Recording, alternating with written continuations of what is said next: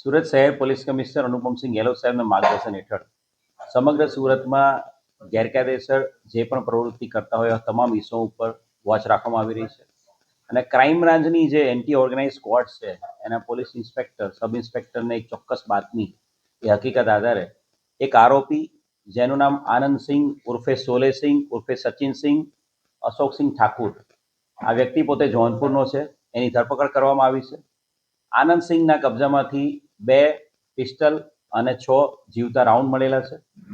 આનંદસિંહની વધુ પૂછપરછ કરતા આ આનંદસિંહ એ જોનપુરની સોલે ગેંગનો મુખ્ય આરોપી છે. આ સોલે ગેંગ આ આનંદસિંહે બનાવેલી છે. આનંદસિંહ એ પોતે પોતાનું નામ પણ આનંદસિંહ ઉર્ફે સોલેસિંહ તરીકે ઓળખાવે છે અને આ સોલેસિંહ જે છે આનંદસિંહ એ અલગ અલગ 5 જેટલા ગુનાઓમાં ઉત્તર પ્રદેશના જોનપુરમાં અને ઉત્તર પ્રદેશના જોનપુરની સાથે સાથે જે પ્રતાપગઢ છે એ પ્રતાપગઢ જિલ્લામાં પણ વોન્ટેડ છે. આ સોલેસિંહ છે એ ઉત્તર પ્રદેશના જોનપુર વિસ્તારનો સૌથી મોટો બાહુબલી બનવા માટેનો પ્રયત્ન છેલ્લા 10 વર્ષથી કરી રહ્યો છે અને એ અનુસંધાને એણે ઉત્તર પ્રદેશના જોનપુર અને પ્રતાપગઢ વિસ્તારમાં પોતાના અલગ અલગ માણસો ઊભા કરેલા છે અને આનંદસિંહે પોતાની સાથે વેપન રાખીને આખા જોનપુરના આખા પટ્ટામાં અલગ અલગ જે મોટા મોટા વેપારીઓ છે, બિલ્ડરો છે, મોટા જે પ્રતિષ્ઠિત વ્યક્તિઓ છે એને ટાર્ગેટ કરાવતો હતો અને એ પોતે એને ધમકી આપતો હતો અને પૈસા માંગતો હતો અને ધમકી અને પૈસા માંગ્યા બાદ જો પૈસા ના આપવામાં આવે તો એની ઉપર ગોળીબાર કરાવતો હતો. ઉત્તર પ્રદેશના પ્રતાપગઢમાં એણે પોતે એ જે એના મિત્ર છે નીતેશ તિવારી, એના ભાઈ પર જ્યારે હુમલો થયો હતો ત્યારે 2025માં એણે પોતે સોનુ ઉપાધ્યાયની ઉપર ફાયરિંગ કરાવ્યું હતું અને એની પર 3 રાઉન્ડ ફાયર કરેલા હતા. સાથે સાથે જોનપુર બદલાપુરમાં પણ સેન્ટ ઝેવિયર સ્કૂલના પ્રિન્સિપલ જોસેફ એની ઉપર 3 મહિનાની અંદર 2 વખત એણે હુમલો કરાવ્યો હતો. બંને વખત એના સ્કૂલની બહાર એ પ્રિન્સિપલની ઉપર એણે ફાયરિંગ કરાવેલા હતા. એ જ રીતે બદલાપુરમાં પણ એણે એક ડૉક્ટર પાસે પૈસાની માંગણી કરી હતી અને પૈસાની માંગણી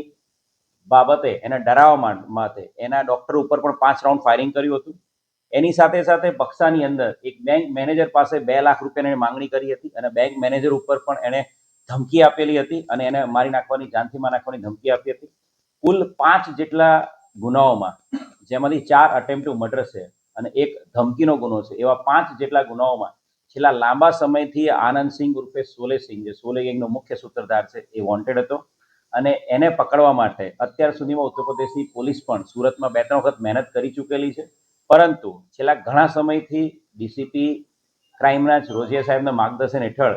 સમગ્ર ક્રાઇમ બ્રાન્ચની ટીમ આની અંદર એક્ટિવ હતી અને ચોક્કસ ટેકનિકલ ઇન્ટેલિજન્સ અને હ્યુમન ઇન્ટેલિજન્સ આધારે પલસાણા ખાતેથી આરોપીને પકડી પાડવામાં આવ્યો છે. આરોપીના ગુનાહિત ઇતિહાસની વાત કરીએ તો આરોપી વિરુદ્ધમાં 2018માં મર્ડરનો પણ એક ગુનો દાખલ થયેલો છે અને એની સાથે સાથે એની વિરુદ્ધમાં આર્મ્સ એક્ટના ગુનાઓ પણ ત્યાં જોનપુર અને બક્સામાં દાખલ થયેલા છે. ખૂબ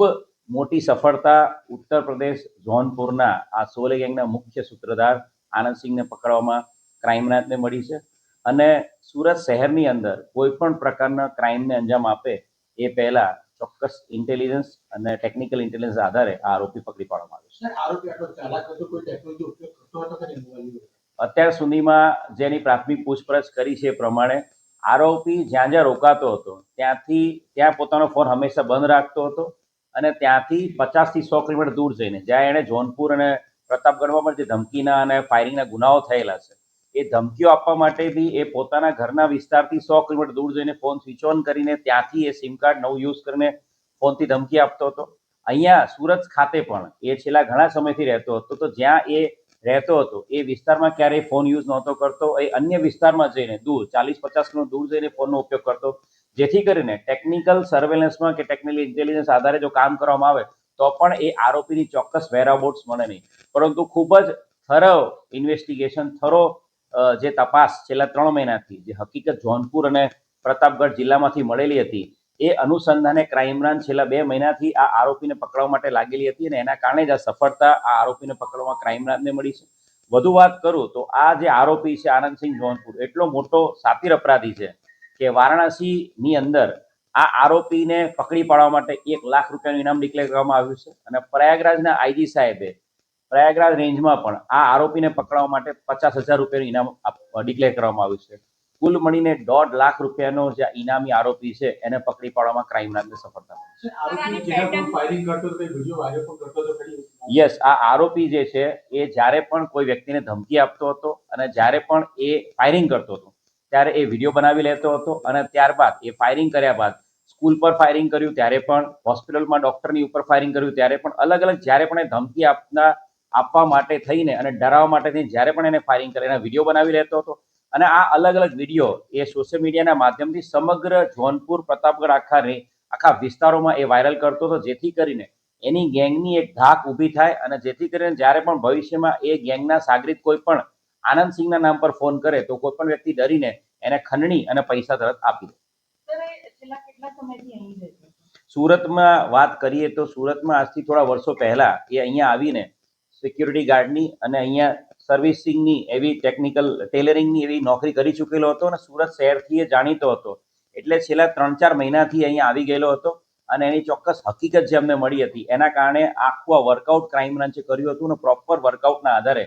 વેપન અને લાઈવ રાઉન્ડ સાથે, 2 વેપન અને લાઈવ રાઉન્ડ સાથે એને પકડી પાડવામાં સફળતા ક્રાઇમ બ્રાન્ચને મળી છે. ત્યાં જે રીતે યુપીમાં એન્કાઉન્ટર ગવર્નમેન્ટની દબિશ છે એના કારણે ભયભીત થઈને આવ્યો છે એવું લાગે છે. ઘણા સમયથી એ જોનપુર અને પ્રતાપગઢમાં ઘણા લાંબા સમયથી વોન્ટેડ ચાલી રહ્યો છે અને જાણીતા પ્રતિષ્ઠિત નાગરિકો, જે મેં કહ્યું એ પ્રમાણે,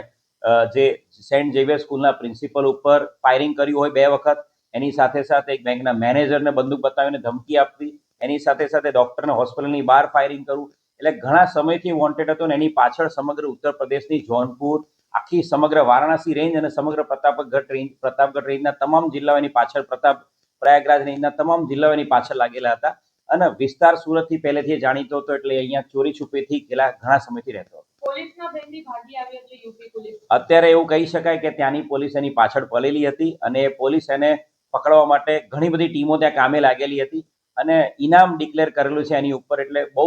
લાંબા સમયથી ત્યાંની ઉત્તર પ્રદેશની એસટીએફ, ત્યાંની ઉત્તર પ્રદેશના તમામ જે પ્રયાગરાજ રેન્જ અને વારાણસી રેન્જના ક્રાઇમ બ્રાન્ચના તમામ અધિકારીઓ, એના તમામ સિનિયર અધિકારીઓ આરોપીને પકડવા માટે પાછળ લાગેલા હતા,